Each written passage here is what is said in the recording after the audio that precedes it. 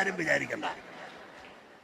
അത് അനുഗ്രഹമല്ല, ശാപമായി തീരും. തിരിച്ചറിയണം. ഹല്ലേലൂയ. ഉണ്ടാക്കാനുള്ള സമയം കഴിഞ്ഞു, സ്വീകരിക്കാനുള്ള സമയം വന്നു കഴിഞ്ഞു.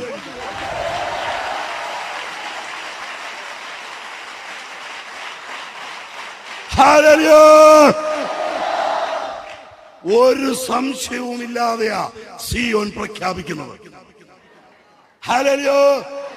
ഫെബ്രുവരി മാസം മുതൽ ഞാൻ ഈ സ്റ്റേജിൽ നിന്ന് പ്രസംഗിച്ചത് എന്താണെന്ന് എനിക്കറിയില്ല. പക്ഷേ ഞാൻ രണ്ടാമത് അത് കേട്ടപ്പോൾ ദൈവം എന്താണ് സംസാരിച്ചത് എന്ന് എനിക്ക് മനസ്സിലായി. സമയപരിമിതിയുടെ അതിർവരമ്പിൽ നാം എത്തിക്കഴിഞ്ഞു എന്ന് തന്നെയാണ് ഞാൻ പ്രഖ്യാപിച്ചത്. ഹല്ലേലൂയ. അത് പ്രഖ്യാപിച്ചത് തന്നെ. കാരണം അത് ഞാനല്ല പ്രഖ്യാപിച്ചത്. ഹല്ലേലൂയ. അതിന് തൊട്ടു പിറകെ അനുഗ്രഹമാണ് നമ്മുടെ ക്ലാസ് എന്ന് എന്നെ കൊണ്ട് പറയിപ്പിച്ചത് അപ്പനാ. ഇന്ന് തുടങ്ങിയ ഈ അനുഗ്രഹത്തിന്റെ ക്ലാസ്സിൽ അപ്പൻ നമുക്ക് അസന്നിഗ്ധമായി വെളിപ്പെടുത്തി തന്നു, മക്കളെ ഉണ്ടാക്കാനുള്ള സമയം കഴിഞ്ഞു. ഈ സമയപരിമിതിയുടെ അതിർവരമ്പ് നമ്മൾ പഠിച്ചു. അപ്പസ്തോല പ്രവർത്തനം 17-ാം അധ്യായം 26-ാമത്തെ വചനത്തിൽ നമ്മൾ പഠിച്ചു. ഭൂമുഖം മുഴുവൻ വ്യാപിച്ചു വസിക്കാൻ വേണ്ടി ദൈവം ഒരുവനിൽ നിന്ന് സകല ജനപദത്തെയും സൃഷ്ടിച്ചു. ഇവിടെ ശ്രദ്ധിച്ചേ. അപ്പോ ലോകത്ത് ജനിക്കേണ്ട മക്കളെ മുഴുവൻ അപ്പൻ ആദത്തിൽ നിക്ഷേപിച്ചിട്ടുണ്ടോ? ജീനുകളായിട്ട് നിക്ഷേപിച്ചിട്ടുണ്ടോ? അത് മുഴുവൻ ജനിച്ചു കഴിഞ്ഞാൽ പിന്നെ ജനനമില്ല എന്ന് നമ്മൾ പറഞ്ഞത് ഓർക്കുന്നുണ്ടോ? യേശയ്യ 26:18 ഭൂമിയിൽ വസിക്കാൻ ഇനി ആരും ജനിക്കുകയല്ല, ഇനി മരിച്ചവർ ഉയർക്കും എന്നൊക്കെ പറഞ്ഞ് പഠിച്ചത് ഓർക്കുന്നുണ്ടാ? ഇതാണ് ഈ സമയപരിമിതിയുടെ അതിർ വരുമ്പോ മക്കളെല്ലാം ഉണ്ടായി തീർന്നു എന്ന് വെച്ചാൽ അപ്പന് മക്കളില്ല. അപ്പന് ജനിക്കാൻ ഇനി മക്കളില്ല. ആദത്തിൽ നിക്ഷേപിച്ച ജീനുകൾ തീർന്നു.